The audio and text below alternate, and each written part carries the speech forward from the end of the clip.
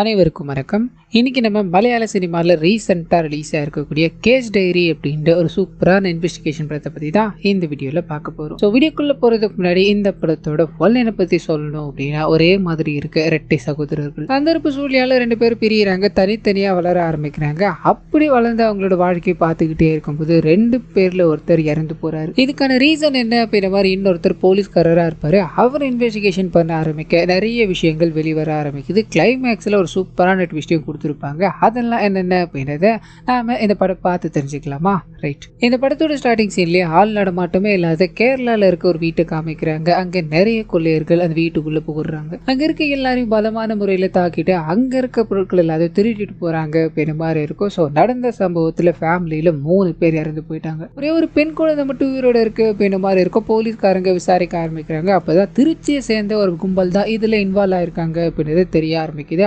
அவங்களை தேடி நம்மளோட போலீஸ் ஆஃபீஸரான கிறிஸ்டி போயிருக்காரு அப்படின்ற விஷயத்த அங்க இருக்க சீனியர் ஆஃபீஸர்ஸ் எல்லாம் பேசிக்கிட்டே இருக்கும்போது அப்படியே கட் பண்ணி திருச்சியில காமிக்கிறாங்க. கிறிஸ்டி அவரோட கேங்கோட அந்த இடத்துக்கு போறாரு. அந்த கொள்ளையர்களை பிடிக்கணும் அப்படின்ற மாதிரி ட்ரை பண்ணிக்கிட்டே இருக்கு. அவங்களுக்கு இந்த விஷயம் தெரிஞ்சு போயிடுச்சு. ஓட ஆரம்பிக்கிறாங்க. ஒரு கட்டத்துக்கு மேல சண்டையும் போட ஆரம்பிக்கிறாங்க. ஸோ ஒரு பயங்கரமான சண்டை போக ஆரம்பிக்குது. இத்தோட முடிவில் அந்த கொள்ளைக்காரங்க எல்லாத்தையுமே இவங்க பிடிக்கிறாங்க அப்படின்ற மாதிரி நமக்கு இங்க காமிச்சுக்கிட்டே இருக்கு. சண்டை போட்டுக்கிட்டே இருந்தாங்க இல்லையா, அங்க ஸ்ரீரங்கம் பக்கத்துல தான் சண்டை போட்டுக்கிட்டு இருப்பாங்க. ஸோ அங்க ஒரு லேடி இவரை பாக்குறாங்க. அதுவும் வயசான லேடியா இருப்பாங்க. இவரை பார்த்ததும் தன்னோட மகன் அப்படின்ற மாதிரி கிட்ட போக இது சீன் அப்படியே கட் ஆகுது. கிறிஸ்டி இருக்கா இல்லையா, அவரோட அப்பாவுக்கு போன் பண்ணி அம்மாவை நான் இங்க பார்த்தேன் அப்படின்ற மாதிரி சொல்ல, அம்மா இறந்து போய் பல வருஷம் ஆகுது, என்னடா குடிச்சிருக்கியா அப்படின்ற மாதிரி கேட்கும்போது இவர் நடந்த விஷயங்களை பகிர்ந்துக்க ஆரம்பிக்கிறாரு. இது மூலமா இங்க ஒரு விஷயம் ரிவீல் ஆகுது. ஸோ சின்ன வயசுல கிறிஸ்டியும் அவரோட தம்பியும் பார்த்தீங்கன்னா ஒரே மாதிரி தான் இருப்பாங்க. ரெட்டை சகோதரர்கள் அப்படின்ற மாதிரியும் சொல்லலாம். ஆசிரமத்துல ஒன்னா தான் வளருவாங்க. இப்போ இவங்களை பார்த்து பேசிக்கிட்டு இருக்காங்க இல்லையா, இவங்க 2 பேரையும் தத்தெடுக்கலாம் அப்படின்ற முனைப்புல தான் ஆசிரமத்துக்கு போயிருப்பாங்க. ஆனா அப்போதைக்கு அது முடியாததால ஒரே ஒரு குழந்தைய மட்டும் தத்தெடுக்கிறாங்க.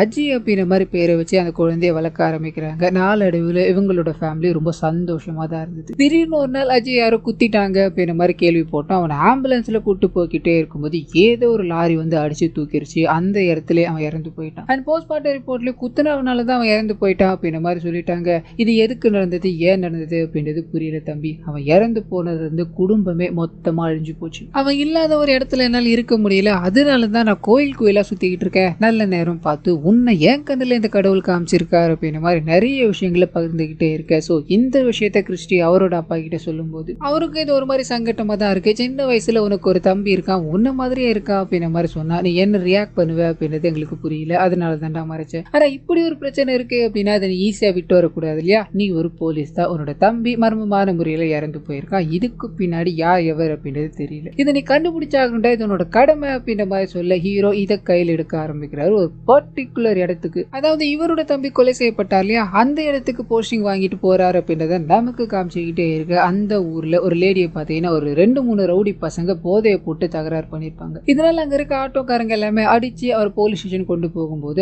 அங்க இருக்க, அதாவது அப்பத்திக்கு இருக்க எஸ்ஐ பார்த்தீங்கன்னா கேஸ் எடுக்கிறோம், ஆனா பொதுமக்கள் நீங்க எல்லாருமே வந்து உள்ள உட்காரணும், ஏன்னா நீங்க அவரை புடிச்சு கொடுத்துட்டு போயிருக்கீங்க, நாளைக்கு பிரச்சனை அப்படின்னா நான் உங்களை தானே கேட்டாகணும்னு சொல்ல பொதுமக்கள் எல்லாருமே சரி நீங்க இந்த மாதிரி ட்ரீட் பண்றதால தான் மக்கள் யாருமே கேஸ் கொடுக்க கூட வரமாட்டாங்கன்னு சொல்லிக்கிட்டே இருக்கும்போது அந்த இடத்துல கிறிஸ்டி என்டர் ஆகுறாரு. ஸோ கிறிஸ்டி அந்த சண்டையில இன்வால்வ் ஆயிருக்காரு அப்படின்ற மாதிரி இருக்கும். என்ன சார் நீங்க பொதுமக்கள் இவ்வளவு பெரிய வேலையை பார்த்துருக்காங்க, நீங்க அவங்கள சங்கடத்துக்குள்ளாக்குறீங்களே அப்படின்ற மாதிரி அங்க இருக்க எல்லா பொதுமக்களையும் அனுப்பி வச்சுட்டு பிடிச்சி வச்சிருக்காங்க இல்லையா, அவங்க மேல ரிமாண்ட் எல்லாத்தையும் போட்டு ஹாஸ்பிட்டல் கொண்டு போறாங்க. முதலுதவி பண்ணணும் அப்படின்ற மாதிரி ஒரு டாக்டர் கிட்ட நிறுத்தும் போது கைகள் எல்லாமே விலங்கால மாட்டப்பட்டிருக்கு. இவங்க என்னதான் எவ்வளவு பெரிய கிரைம் பண்ணியிருந்தாலும் இங்க வரும்போது ஒரு பேஷண்ட் தான், நீங்க விலங்கு எல்லாத்தையும் மாட்டி கூட்டு வந்தா என்னால ட்ரீட்மெண்ட் பண்ண முடியாது அப்படின்ற மாதிரி விலங்கு எல்லாத்தையும் அவுக்க வைக்கிறாங்க. நீங்க முதல்ல வெளியே போங்க அப்படின்ற மாதிரி மொத்த போலீஸும் வெளியே அனுப்பிட்டு அவங்களுக்கு ட்ரீட்மெண்ட் கொடுக்கலான்னு கிட்ட போகும்போது அவனுங்க சுயரூபத்தை காட்ட ஆரம்பிக்கிறானுங்க. இவங்களை பிடிச்சி வச்சுக்கிறாங்க. கண்ணாடி எல்லாத்தையும் உரைச்சிட்டு நாங்க இங்க இருந்து தப்பிச்சு போய் ஆகணும், யாராவது கிட்ட வந்தீங்கன்னா உங்களை கொண்டுடுவேன் அப்படின்ற மாதிரி மிரட்டி மிரட்டி கொஞ்சம் கொஞ்சமா நகர்ந்து போய்கிட்டே இருக்கு. போலீஸ்காரர் இதை பாக்குறாரு. இதுக்கு தான் நான் அப்பவே சொன்னேன் விலங்குகள் இருக்கணும்ட்டு, நீங்க கேட்கலையே, இருந்தாலும் பரவாயில்ல அப்படின்ற மாதிரி அங்க இருக்க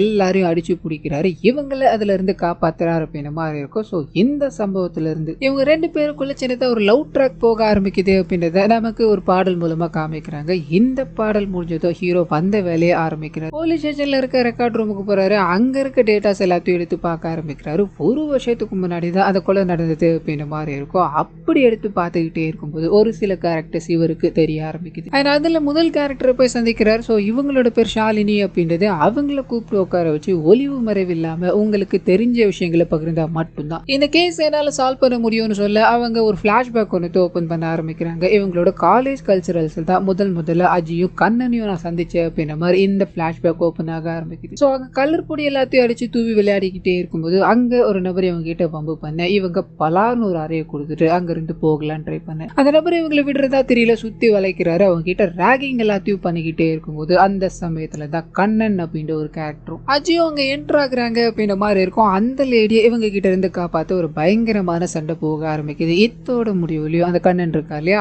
அவருக்கும் இந்த ஷாலினிக்கும் சின்னதா ஒரு காதல் ஒன்று மலர ஆரம்பிக்குது. இது அடுத்த கட்டத்துக்கு கொண்டு போகணும் அப்படின்ற மாதிரி பஸ்ல கண்ணனும் இந்த லேடியும் பேசிட்டு போய்கிட்டே இருக்கும்போது அடி வாங்கின அந்த நபர் மறுபடியும் உங்ககிட்ட பம்பு பண்ணணும் அப்படின்ற மாதிரி வர இங்க ஒரு பயங்கரமான சண்டை போக ஆரம்பிக்குது. இத்தோட முடிவுல கண்ணன் இருக்கா இல்லையா, அங்க இருக்க எல்லாரையும் அடிச்சுக்கிட்டே இருக்கும்போது அஜிக்கு இந்த தகவல் கிடைக்குது. வேகமா வந்து தன்னோட நண்பன் மேல கை வச்சுட்டான். அவனுங்களை சும்மா விடக்கூடாது அப்படின்ற மாதிரி சண்டையை பெருசாக்கி அங்க இருக்க எல்லா மக்கள் முன்னாடியும் சண்டை போட்டுக்கிட்டே இருக்க இந்த விஷயம் போலீஸ்காரங்களுக்கு தெரிய ஆரம்பிக்குது. ஸோ போலீஸ்காரங்க கூட்டு போய் விசாரிக்கும் போது கண்ணன் இருக்கா இல்லையா, அவர் ஷாலினியை கை காமிக்கிறாரு. நான் கல்யாணம் பண்ணிக்க போற பொண்ணு இது, இவன் வந்து வம்பு பண்ணிக்கிட்டு இருக்கா அப்படின்ற மாதிரி காலேஜ்ல இருந்து இது வரைக்கும் பிரச்சனை பண்ணிக்கிட்டு இருக்கா இல்லையா, அவனை கையை காமிக்கும் போது போலீஸ்காரர் கடைசி வார்னிங், உங்களுக்கு இதுக்கு மேல ஏதாவது சண்டையில ஈடுபட்டீங்க அப்படின்னா நீங்க எல்லாருமே அடுத்து ஜெயில தான் இருப்பீங்க அப்படின்ற மாதிரி சொல்லி அனுப்ப இவங்க அங்க இருந்து கடந்து போயிடுறாங்க. கண்ணன் ஷாலினிக்கு நடுவுல இருக்க காதல் இன்னும் அதிகரிக்குது அப்படின்றத நமக்கு ஒரு பாடல் மூலமா காமிச்சுக்கிட்டே இருக்க இத்தோட முடிவுல கண்ணனோட ஃபேமிலியை பத்தி ஷாலினி கேட்க ஆரம்பிக்கிறாங்க. இங்க இவங்களுக்குள்ள ஒரு பிளாஷ்பேக் வந்து போக ஆரம்பிக்குது. கண்ணன் அவருக்குன்னு இருக்கிறது அம்மா அந்த தங்கச்சி, இவங்க 3 பேர் தான் ஒரு அழகான ஃபேமிலி அப்படின்ற மாதிரி இருக்கும். ரொம்ப சந்தோஷமா தான் வாழ்ந்துட்டு இருக்காங்க. தங்கச்சி கொண்டு அப்படின்னா இவர் எந்த லெவலுக்கு வேணா இறங்குவார். ஸோ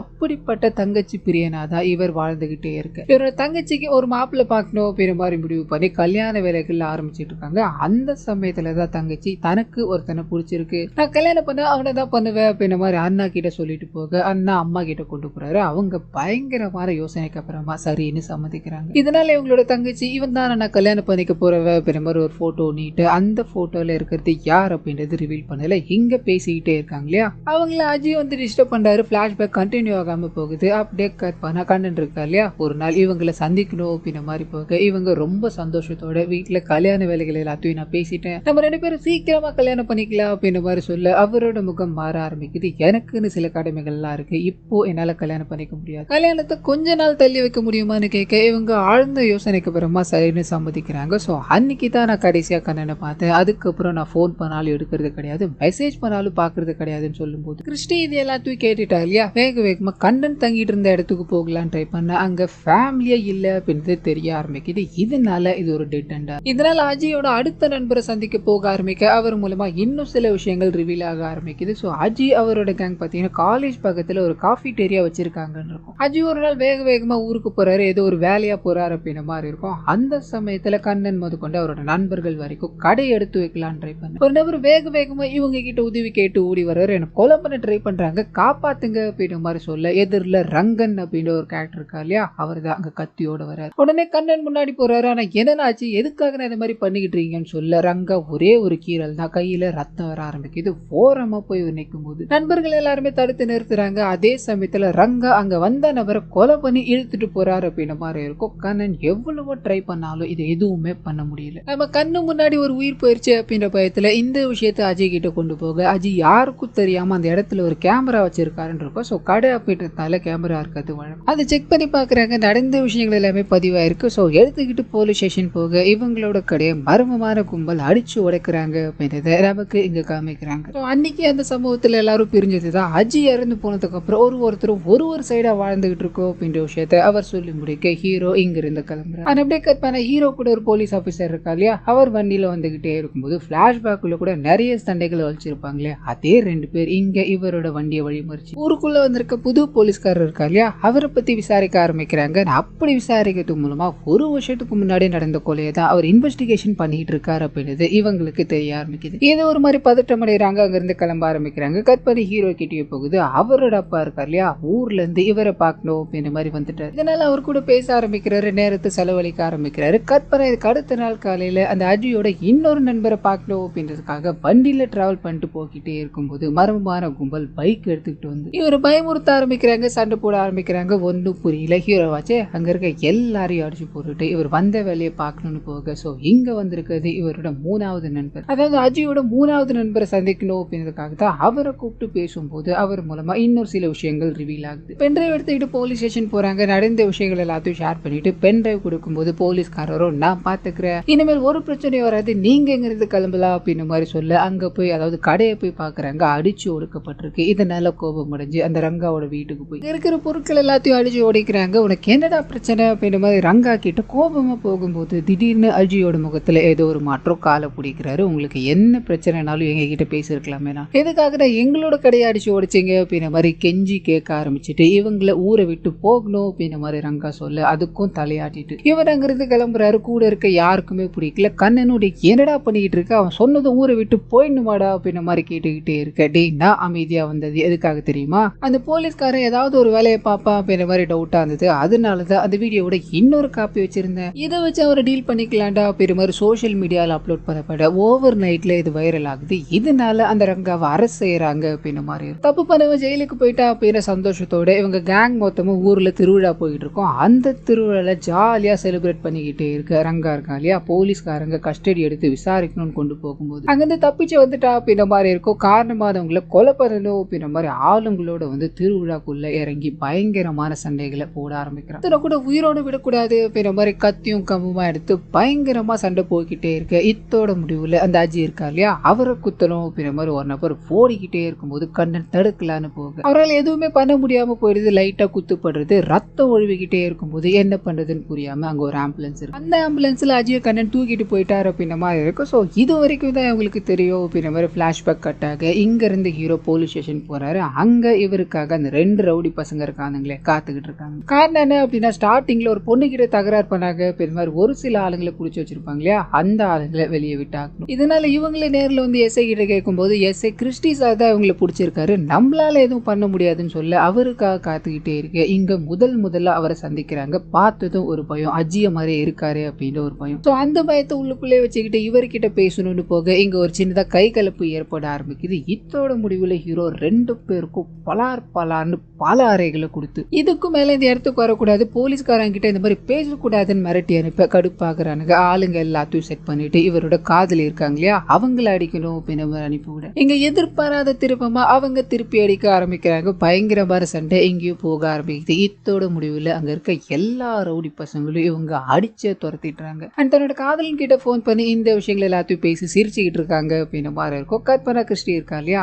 அடுத்ததா எங்க போறாரு அப்படின்னா இந்த கேஸ் அதாவது அஜியோ அவரோட கேங்கும் பென்ட்ரைவ் கொண்டு போய் ஒரு இடத்துல கொடுத்தாங்கன்னு இருக்கு இல்லையா போலீஸ் ஆஃபீஸர் கிட்ட, அந்த போலீஸ் ஆஃபீஸர் இப்ப ரிட்டையர் ஆகி ஒரு தென்னந்தோப்பை மெயின்டைன் பண்ணிக்கிட்டு இருக்காருன்னு இருக்கும். ஸோ அவர்கிட்ட விசாரிக்கணும் அப்படின்னு மாதிரி போக முதல்ல வாயை திறக்கிற மாதிரி தெரியல. இதனால ஹீரோ மிரட்ட ஆரம்பிக்கிறாரு, அடிக்க ஆரம்பிக்கிறாரு. அதுக்கப்புறமா ஏதோ ஒரு விஷயத்த அவர் சொல்லும் போது அது என்ன ஏது அப்படின்றது ரிவீல் பண்ணல. ஆனா ஏதோ ஒரு முக்கியமான விஷயம் போல அங்கிருந்து கிளம்பி ஹீரோ வேகமா அந்த கண்ணன் இருக்கார் இல்லையா அவரை தேட ஆரம்பிக்கிறாரு. அவர் கோவால இருக்காரு அப்படின்ற தகவல் கிடைக்குது. ஸோ அந்த இடத்துக்கு போகும்போது கண்ணனும் அஜியை பாக்குற மாதிரியே இருக்கு அப்படின்ற மாதிரி இவரை கூப்பிட்டு உட்கார வச்சு இவர்கிட்ட பேச ஆரம்பிக்கிறாரு. அது மூலமா ஒரு சில ட்விஸ்ட் எல்லாமே ரிவீல் ஆக ஆரம்பிக்குது. முதல் ட்விஸ்ட் என்ன அப்படின்னா இவரோட ஃபேமிலியில இவரோட தங்கச்சி இருக்காங்களே, நான் ஒருத்தரை காதலிக்கிறேன்னு சொல்லியிருப்பாங்க இல்லையா, அது வேற யாரும் கிடையாது அஜி தான். ஸோ அஜியோட போட்டோ காமிச்சு தான் நான் இவனை காதலிக்கிறேன் அப்படின்ற மாதிரி சொல்லியிருப்பாங்க. காதலை நம்ம ஏத்துக்கணும் அப்படின்ற மாதிரி வீட்டுல பேசிக்கிட்டே இருக்கு. அந்த சமயத்துல இவரோட தங்கச்சி காதலனால கொலை செய்யப்பட்டுட்டாங்க அப்படின்ற மாதிரி இருக்கும். எரிஞ்சு போற நிலையில தான் இவரோட தங்கச்சியை இவங்க பார்த்திருப்பாங்க. அன்னைக்கே இவனை கொலை பண்ணணும் அப்படின்னு முனைப்புல தான் நான் பல விஷயங்களை பண்ணேன், ஆனா நான் அவனை கொலை பண்ணிட்டு ஜெயிலுக்கு போயிட்டேன் அப்படின்னா இவரோட அம்மா தனிமை ஆயிடுவாங்க இல்லையா, இதனால சரியான நேரம் வரட்டும் அப்படின்ற மாதிரி காத்துக்கிட்டு இருந்தேன். அவங்க கூடயே சேர்ந்து அவங்க கூட ஃப்ரெண்டா சுத்த ஆரம்பிச்சேன். அப்படி இருக்கும்போது தான் ஒரு நாள் சண்டை போய்கிட்டே இருக்கும்போது, அதாவது திருவிழால சண்டை போய்கிட்டே இருக்கும்போது ஒருத்தன் கத்தியால குத்த வந்திருப்பா இல்லையா,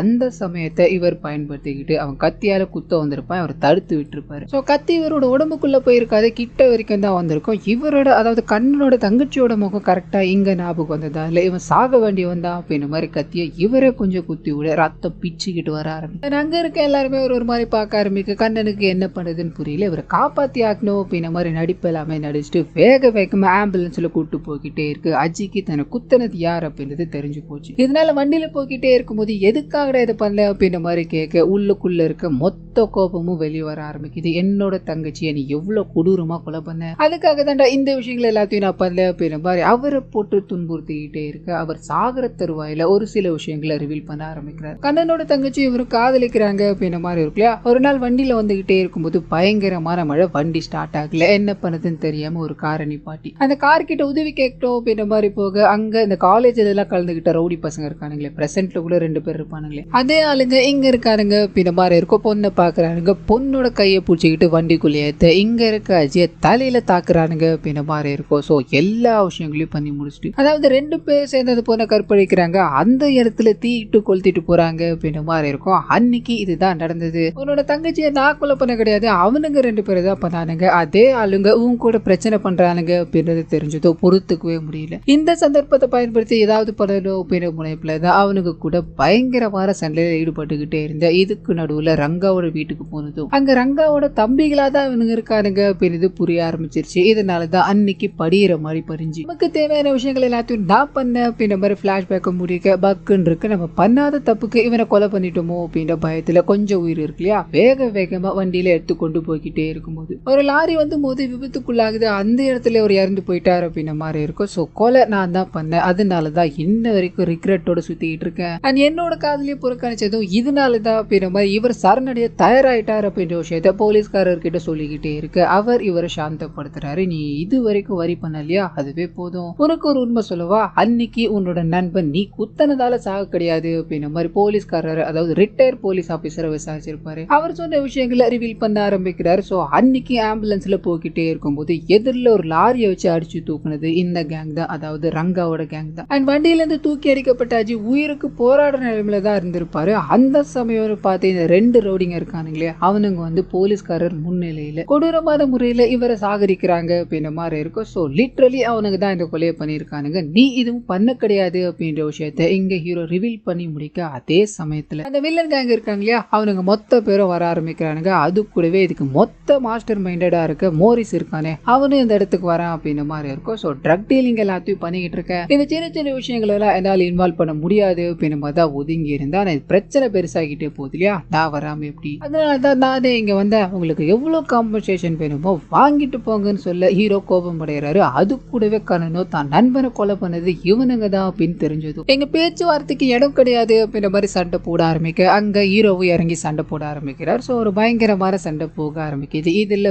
ஒவ்வொருத்தரும் பயங்கரமான காயங்களை வாங்கி போய்கிட்டே இருக்கு. முடிவில் அந்த ட்ரக் டீலர் ஹீரோவோட கையால சாகரிக்கப்படுறார் அப்படின்ற மாதிரி இருக்கும். ஸோ மொத்த கேஸும் எங்க முடியுது அப்படின்றத நமக்கு காமிச்சிட்டு ஹீரோ அவரோட காதலியோட ஒண்ணு சேர, அதே சமயத்துல கண்ணன் ஷாலினியோட ஒண்ணு சேர்றாரு அப்படின்ற விஷயங்களை நமக்கு இங்க காமிச்சிட்டு இந்த படத்தை இதோட முடிக்கிறாங்க. ஸோ கண்டிப்பா இந்த படமும் என்னோட வாய்ஸ் உங்களுக்கு பிடிச்சிருக்கோம் அப்படின்ற மாதிரி நம்புறேன். இந்த வீடியோல ஏதாவது நிறை குறைகள் இருந்தது அப்படின்னா அதை மறந்துடாம கமெண்ட்ஸ்ல பதிவிட்டுருங்க.